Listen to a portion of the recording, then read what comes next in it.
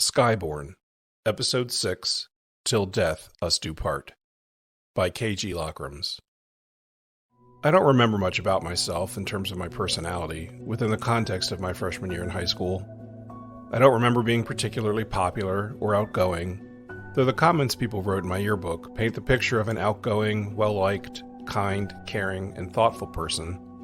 I was surprised by what so many people had to say, most of whom I couldn't even remember. When I look back on that year, I remember the hurdles and not much else. As I entered high school, I moved from a school with a total population of 600 students to one with over 1,400. My sister was beginning her senior year, and her positive change in attitude toward me after our brother had last attacked her continued, and we managed to find neutral ground with one another. She was always on the honor roll, participated in band and choir, and regularly competed in county and statewide music contests. She was well liked by the teachers and staff and was popular with her peers, all of which gave me a leg up, and I was looking forward to sharing a school with her. I had also decided to join marching band to spend time with her. When she graduated, she'd be leaving for college, and I knew she wouldn't be spending much time at home ever again. That had been made clear for years, and she had good reason to want to move on and away. The band needed more French horn players, and the director asked me if I'd be willing to switch from trumpet to horn. I saw it as another opportunity to spend time with my sister, and said yes. She and I took private lessons together for a time from a woman in a nearby symphony orchestra. My sister had been competing with her horn for 6 years, and I was no match for her skill or raw talent, but I enjoyed being in her company and loved listening to her play. Boot camp for marching band began every August, a few weeks ahead of the normal school year. Practice was held at either the high school or the town park with the merry-go-wheel. I realized during that time that my sister and I were better together when separate from the rest of our family and out of the house. This time together gave us the chance to explore each other as people in an unfamiliar dynamic. Boot camp, and the fact that my sister had access to a car now and again, also helped me make friends in advance of starting classes in September. High school was the beginning of my being able to make choices that would directly impact my future. There were 3 set tracks at our high school. Each track had a set of mandatory courses, but we were allowed to select a couple of electives. Having even that small amount of control over my life helped my self-esteem. Bobby and I were in a couple of classes together, but had different lunch periods. We'd hang out as often as possible, but I was no longer bullying in favor of working. Money gave me freedom. We continued to spend most Saturday nights together at his house, sometimes with his family, and sometimes just the two of us. Either way, we'd watch the HBO movie of the week in his basement rec room, until he started dating Claire, a friend of mine from band. In the aftermath of offering my father a blowjob, and in the confusion about my sexual identity, I did everything I could do to keep my mind occupied. Was I a fag, as people called me since 5th grade? I honestly didn't know. I filled my days with school, band, choir, and working at the music store, and my nights with homework, practice, reading, chores, and television. AIDS was all over the news at the time, and consistently presented in such a way that if you were a homosexual, then you were going to die from AIDS. It was covered as if one led inexorably to the other. Being homosexual was a death sentence. AIDS kills fags dead. It was a common phrase at the time. Before AIDS, the media made me believe that if someone were homosexual, they were by default a pedophile, which did not explain my father's predilections. There were no positive role models at the time. What few characters there were on TV or in movies were always extreme stereotypes who ended up ridiculed, vilified, beaten, or murdered. The one positive thing TV did give me was a new word for fag: gay. Fag was now exclusively used in the derogatory, while gay was used in a neutral or accepting way. Bedtime was the hardest time of the day for me.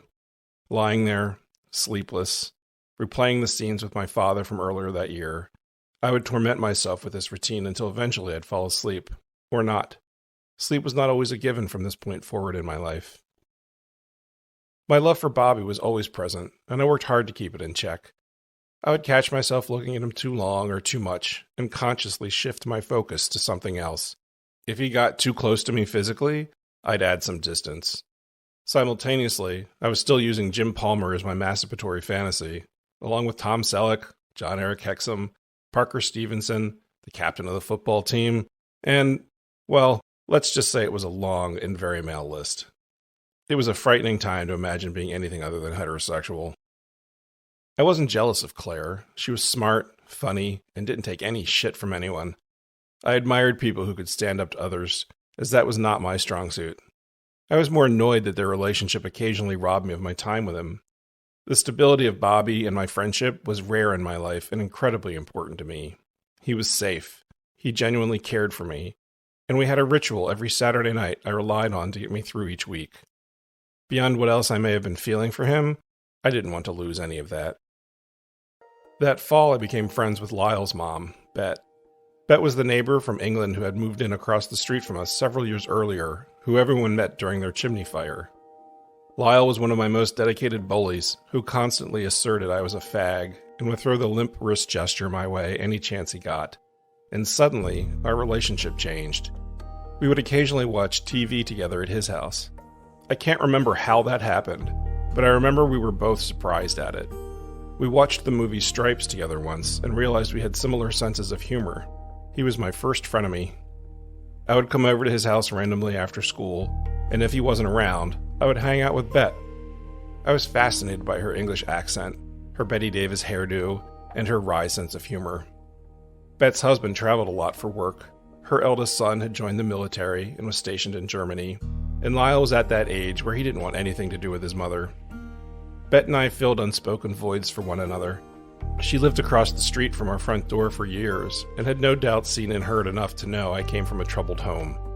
Whatever the reason, she decided to take me under her wing. Bet loved to play cards. We'd occasionally spend entire afternoons playing canasta, drinking Earl Grey tea, and eating biscuits.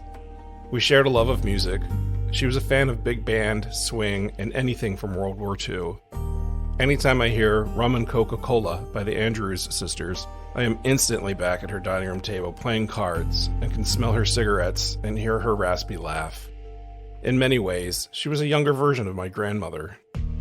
Bet also loved to play bingo at one of the churches in town, and she'd occasionally spot me $5 and take me with her. She was a shark when it came to bingo, and she'd play multiple cards simultaneously, ink bottles at the ready by one hand, and her endless cigarettes going in the other. We genuinely had fun together. She would ask me about my life and listened when I spoke. And for her, I think, given the men in her family, she liked my tender heart and the fact I took an equal interest in her life and listened when she spoke. We saw and heard one another. Such a simple thing, and rarer than it should be. One of the friends I made at band camp was a senior girl who played flute. The guys in band were always talking about how easy she was. Most of the guys who were saying this were also bullies, so I assumed they were just being mean. Whether she was or wasn't didn't matter to me. I wasn't interested in her sexually, and who was I to judge? I assumed my disinterest in her was why she gravitated toward me in the first place. I always imagined I felt safe to her. We enjoyed one another's company at band camp, and made each other laugh. Sometimes that's all it takes. One cold fall night, sitting next to each other on the way back from an away game, she asked if she could rest her head in my lap. Sure, I said. She folded her jacket, put it on my lap as a pillow, and laid down. I'm cold, she said. Can you put your jacket over me? Sure. I took off my jacket and covered her.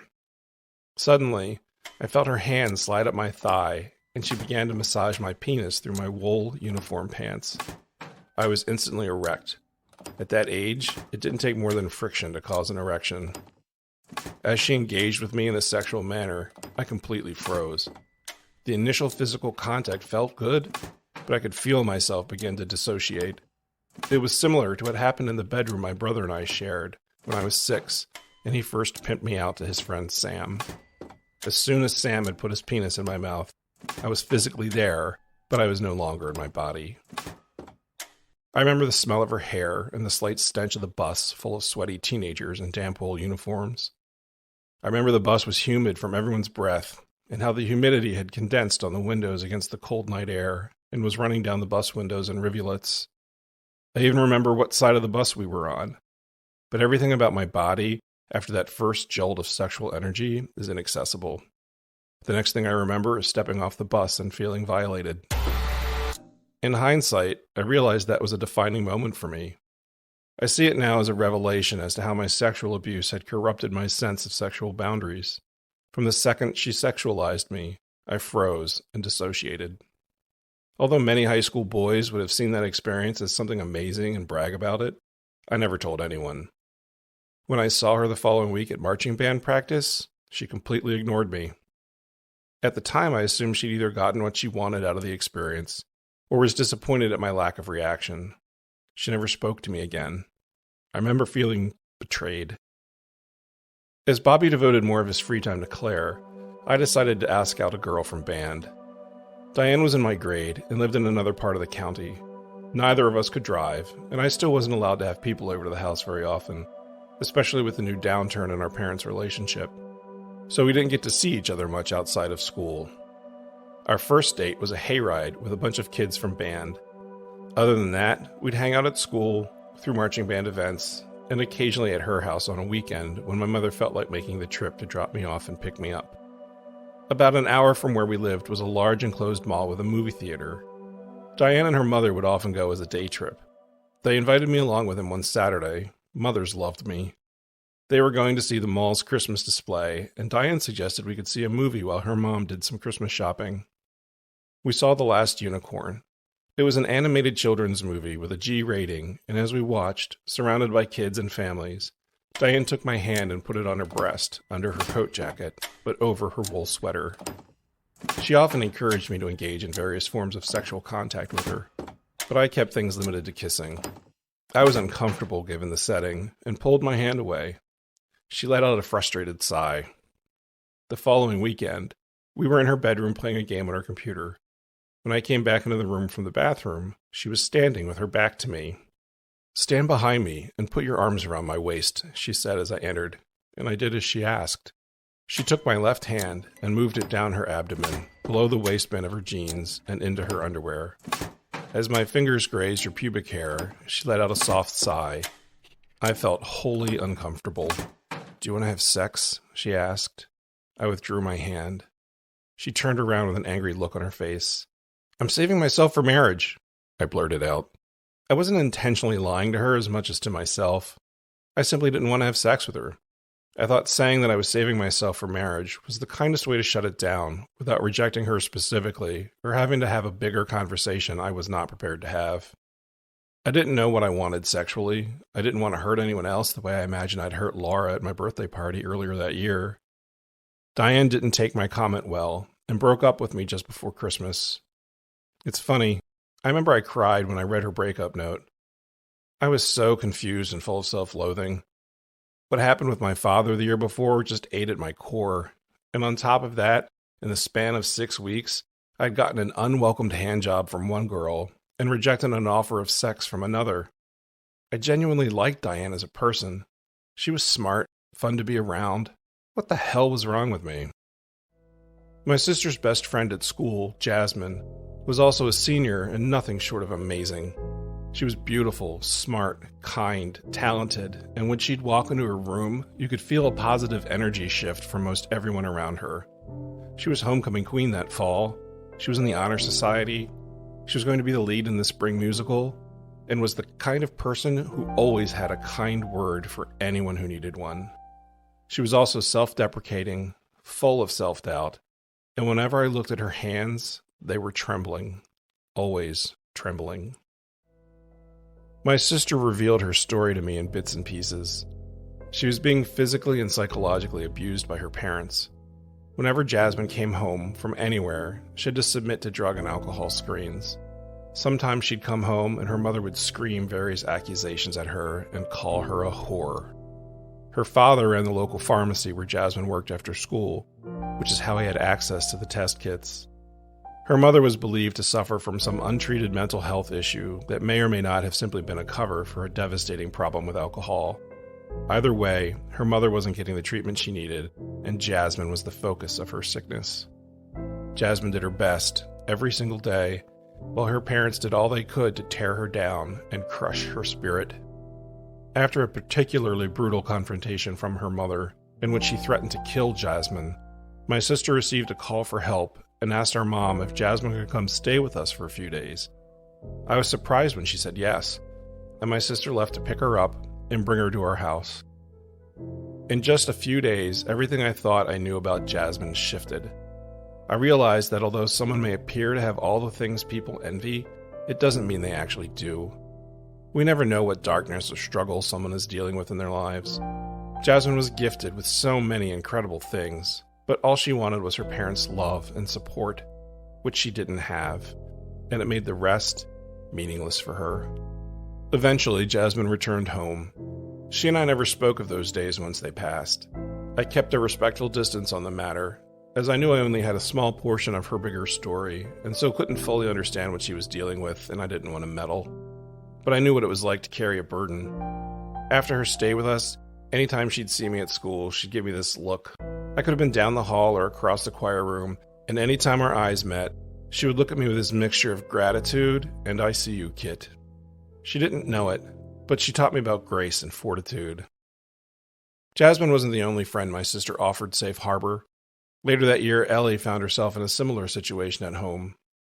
Like Jasmine, they'd met their freshman year, and we were all in choir together. I knew less about Ellie's situation, and my sister was not forthcoming with details, just that she'd had a rift with her parents and needed a place to stay. She arrived one day, looking shell-shocked, and could not stop crying. Given our parents' general no-one-in-the-house rule, I had asked my sister why she thought our mother let Jasmine and Ellie stay with us. "Remember Mom's friend from high school, Mrs. Hartnett?" she asked.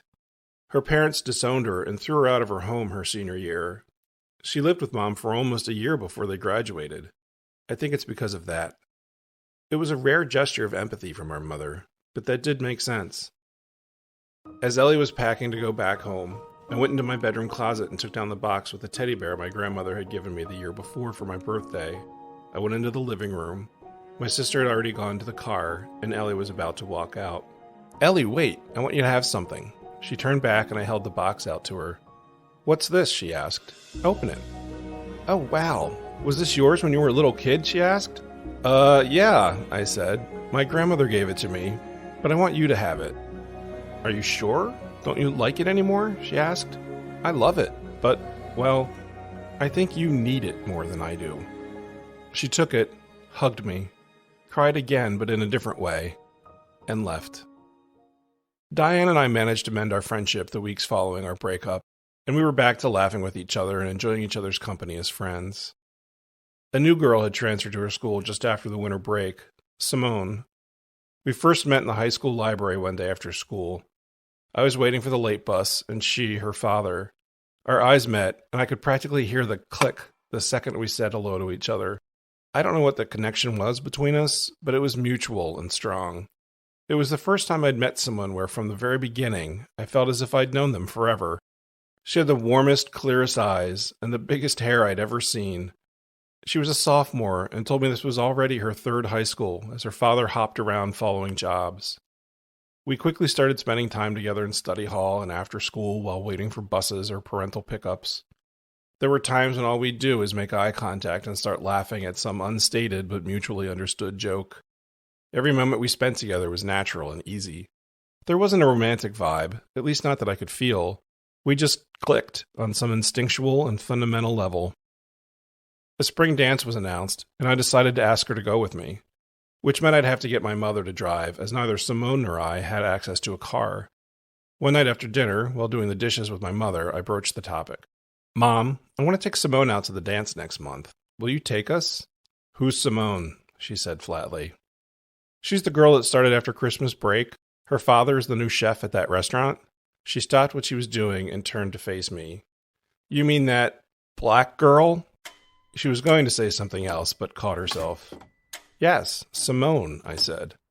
"Under no circumstances are you going to take some black girl to any dance. I forbid it."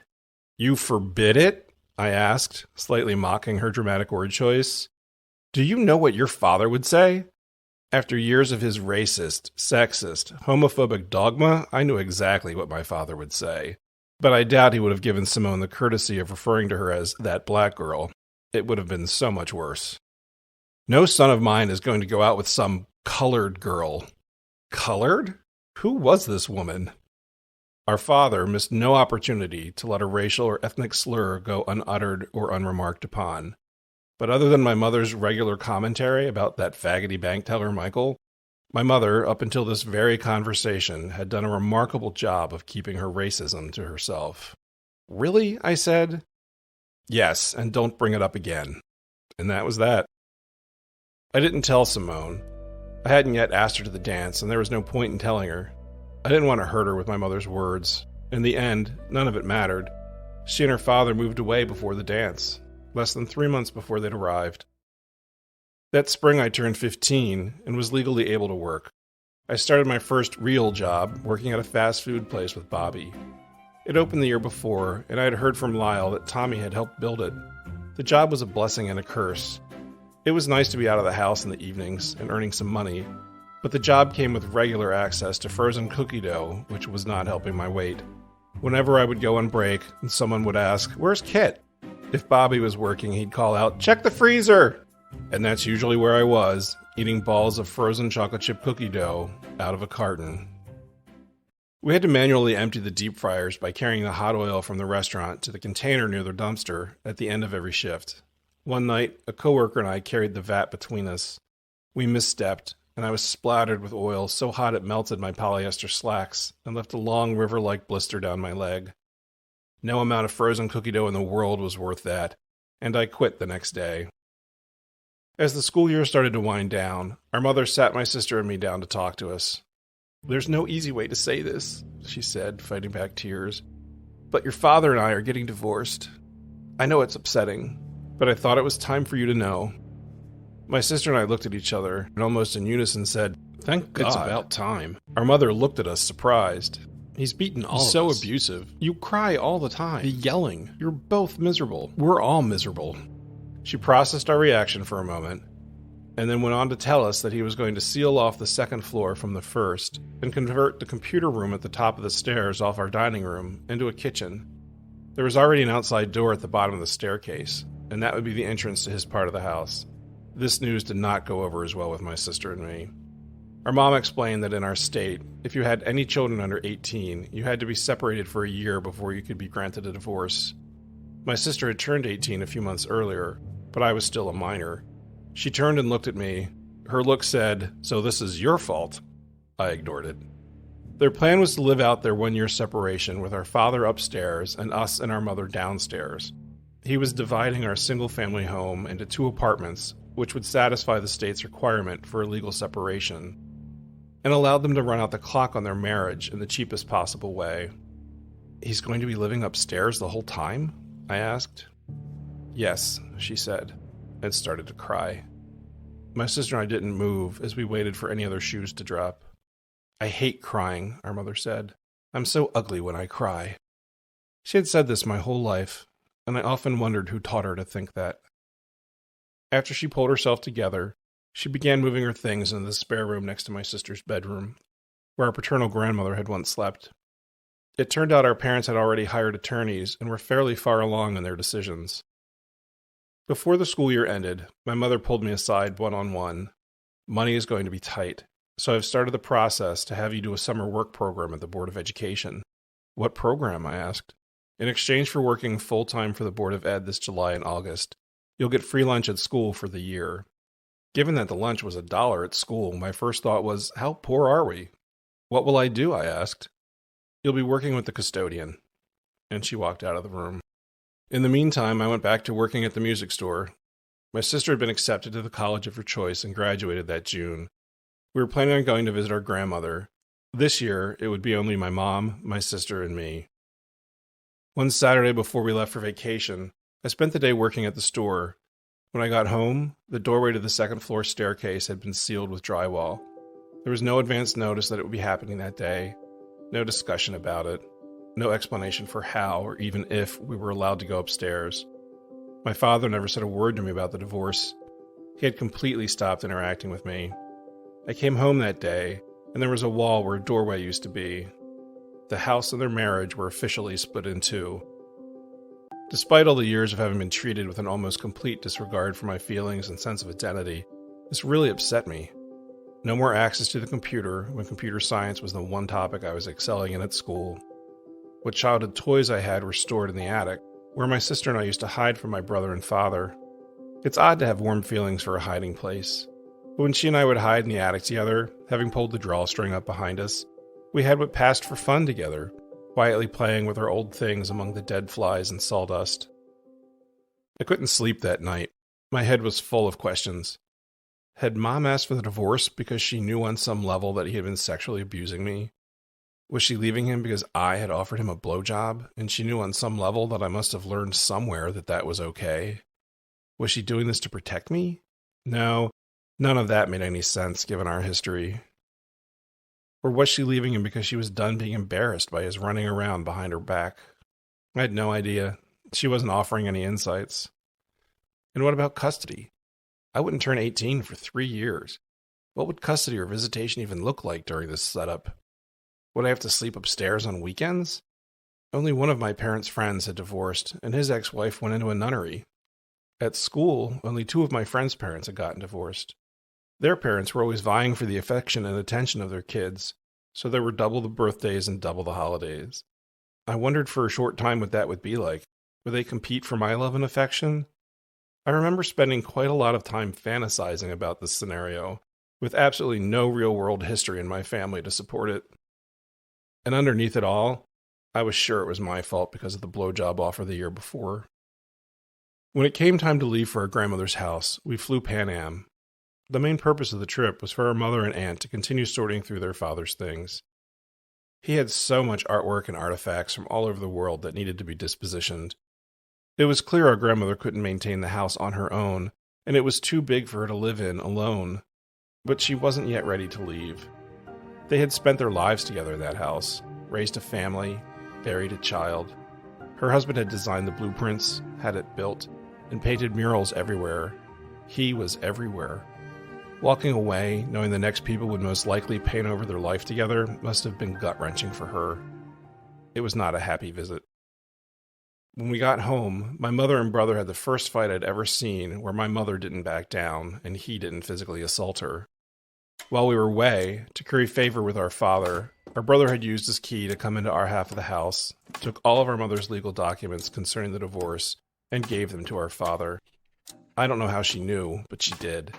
She kept asking, "How could you do this to me?" He didn't deny it. She was devastated. My sister and I were not at all surprised. He was a sociopath, just like our father. We could see it, but our mother couldn't. Our mother was always surprised every single time.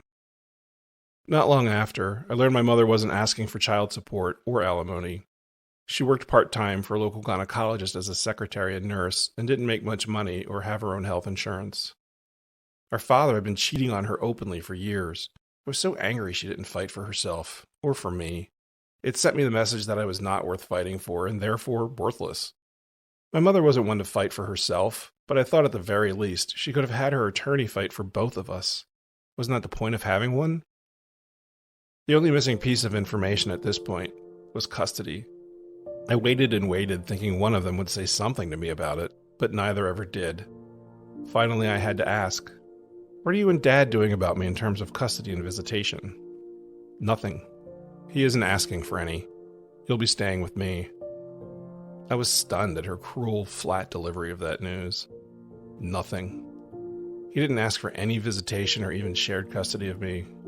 Even given the lifetime of abuse and neglect at his hands, I was deeply hurt. I didn't want to be anywhere near him, and at the same time, I still wanted my father to love me and to want me. I wanted him to want to try and repair our damaged relationship, but he simply had no interest in me at all. I had fulfilled all the needs he had of me by the age of 6 when he stopped the incest. My father didn't want me, and my mother wasn't fighting to ensure he'd pay for my care. It further reinforced the messaging I'd received forever, that I had no value and was not lovable. My sister spent the rest of the summer at her job and getting ready to leave for college in the fall. My brother wasn't around much that summer, and after the fight with our mother, chose to hang out almost exclusively with our father. Our father, our brother's friends would hang out upstairs all night, drinking and laughing, while we listened through our ceiling. When it came time for me to start at the Board of Education, it was a welcome distraction. My mom would drop me off on her way to work and pick me up on her way home. I learned how to reglaze windows, Each week I'd mow the entire campus, wearing the Radio Shack AM/FM headphones I'd bought with my money from the music store. I learned how to wax the floors with an industrial floor polisher, and I had fun doing it. My favorite task that summer was spending several weeks helping inventory the county's textbooks. This was how I learned I enjoyed and had a talent for bringing order to chaos. I worked alongside a woman in her mid-20s who was a self-professed nudist. She spent our days telling me about the various activities she and her boyfriend had gotten into with the nudist community. I didn't know there was such a thing. There were no sexual overtones or overtures. She was just being herself and sharing that part of her life with me. Meeting her and hearing her stories made the entire summer program worthwhile. It was fascinating. This was also the year I learned people would tell me practically anything about themselves upon first meeting me, and it's been like that for me ever since. Late that summer, our father moved his girlfriend upstairs into his new apartment. They were around the same age, and she had 2 children of her own from a prior marriage, both of whom were already almost through college and out of the house. I had never heard of anyone doing such a cruel thing during a divorce situation. My sister and I hadn't even met the woman, and she was suddenly a part of our daily lives as we'd see her coming and going and had to listen to them living their new life together through the ceiling. And given my bedroom was under theirs, I occasionally had to listen to them have sex. I would lie in my bed beneath them, filled with rage and sorrow. The week before school started, I heard that one of the guys my brother had pimped me out to had died. His name was Larry. At the time my brother pimped me out to him, Larry was 12 to my 8. My brother would often use one of the homes under construction in a new section of our neighborhood for this activity. Larry picked me up at my house on his bicycle and rode us to the partially constructed home. We went up into the attic so no one could see through a window. It was the middle of the afternoon, and I can recall the smell of the fresh lumber and the blast of summer heat in the attic. "What do I do?" he asked. "Well, the other guys usually just lie on the floor and pull their shorts and underwear down." He got on the floor, but didn't pull his shorts down. He lay there with his eyes closed. I stood there, waiting. Nothing happened. Sweat started running down my spine. He propped himself up on his elbows and said, "I don't want to do this." I stood there, silent. He looked at me and said, "Do you want to do this?" I didn't have a choice in the matter. I was sure my brother would beat the shit out of me if I ever refused. I stood there, quietly, considering his question, and he gave me the time to do so. Eventually, I said, "No." He stood up, walked over to me, and gently grabbed my bicep. "Let's get out of here," he said. We left the house, got back on his bike, and he rode me home. I had forgotten all about that until I wrote this episode. And now I believe it was Larry who gave me the courage to say no to that kid who propositioned me the day I was standing in front of my house in line for the ice cream truck. I am sure that saying no to that kid changed the course of my life for the better. 6 years after that afternoon in the attic with Larry, he graduated from high school. And 2 months after that, he drove himself to a nearby bridge one night and threw himself from it. He had jumped near the summit of the bridge, some 250 feet above ground level. He missed the water and landed in a parking lot along the canal. He was believed to have died on impact. Larry helped save my life, then went on to take his own. Epilogue.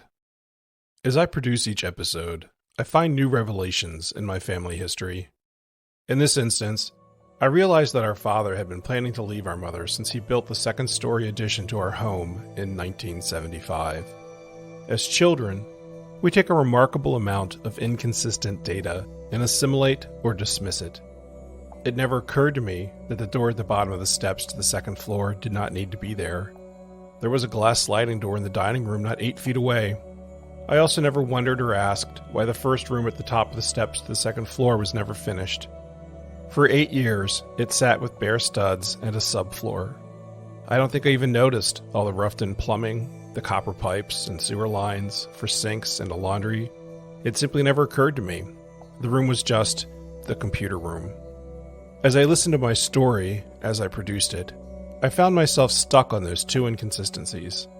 And the only thing that made sense was that his plan all along was to divide the house and divorce our mother. I also find the timing interesting. The second story was finished at the same time as his incest. and I can't help but think that that was no coincidence. I don't know why he lingered when he had his escape planned, but now I can't deny that my offering him a blowjob was the catalyst for his finally following through with his original plan. I wonder if he realized the jig was up, and he was about to be called out for his actions. He had to know there was a clock counting down somewhere that eventually one or all of us would remember what he'd done. All these years later, and I just put that together. I had my first in-person session with my therapist since COVID during the production of this episode. She's been listening to the podcast and says she feels as though I've done some tremendous growth and seem to be healing some long-standing core wounds. I agree. She asked if we could do some EMDR and check in on my inner children involved with the core traumas I've been discussing in my podcast, which meant we were going to use two of the most transformative modalities in my personal therapy journey, which also happen to be my two least favorite, inner child work and EMDR. Inner child work is, at its core, conjuring memories of one's younger self at the various ages one's trauma or traumas occurred, and then having conversations with them. Sometimes it is to hear what your younger self has to say to you, information a part of you squirreled away that you don't directly remember, and sometimes it's to speak to them and share something you want them to know, or a combination of the two. These conversations can be spoken aloud or held in one's head. When asked by any therapist to do inner child work, I have always felt embarrassed, foolish, silly, and agonizingly vulnerable. It is unnerving to have a conversation with a part of oneself that no longer physically exists, and I always feel I'm a bit too old to pretend. And yet, I cannot deny the benefit I've received in having these conversations over the years. EMDR is a bit more technical, and I'd encourage you to look it up. In a nutshell, trauma memory is chemically tagged and stored differently by our brains than is normal memory.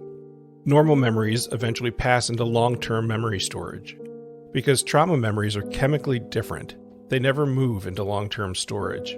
The chemical tags of trauma memories are what cause us to be physically hijacked by our parasympathetic systems. When we have a memory that causes a measurable physical response, fear, increased heart rate or respiratory rate, that is a trauma memory. EMDR allows your brain to change the chemical markers, break the trauma bond, which then allows the memories to pass into long-term memory storage, which provides much-needed relief. The EMDR device we use is a pair of vibrating paddles attached to a control unit held by the therapist. As the client, I hold one paddle in each hand, and they are set to vibrate at different intervals and intensities. This gets both hemispheres of your brain active, which allows you to alter the chemical bonds associated to the memories you review. It has been, for me, an incredibly helpful therapeutic tool. I put the paddles in my hands, and she activated the device. She then asked me to close my eyes and do a scan of my body to see how I was feeling. Next, she had me imagine some of the things I'd been talking about on my podcast. My mind instantly focused on two incidents. The time I put my father's dick in my mouth while he was passed out drunk, and the time I had verbally offered him a blowjob. And bam, there I was, my 8th grade self. Normally, I don't see that version of my inner child, because those are the most shame-filled memories, and historically I have done all I could to avoid them. But when I do see that version of myself, it takes him some time to get him to even make eye contact with me. I had the entirety of the scenes uploaded in my mind's eye. The house, the nights in question, my father, passed out, and also me, standing in his bedroom door. These scenes were fresh in my mind because of the podcast, and picturing them was effortless. What surprised me was how present-day me felt no shame, no guilt. My heart rate didn't rise, and my breathing remained consistent. Next, my therapist invited me to have a conversation with younger me. The pronouns can get a bit confusing, but bear with me. As usual, he wouldn't make eye contact with present-day me, but he was facing me in the open, and that was progress. My therapist knows I can't have these conversations aloud, even in front of her, so she encouraged me to silently check in with my younger self and see what we may have to say to each other. I've never done this before, but here's the conversation I had with my younger self. I see you. These inner child sessions always start for me in a neutral, dark, ethereal place. He looked up at me guardedly, as if I'd caught him doing something he shouldn't be doing, and avoided making eye contact. To him, I've always been an interloper in these memories. I know what you did. I know what you offered to do.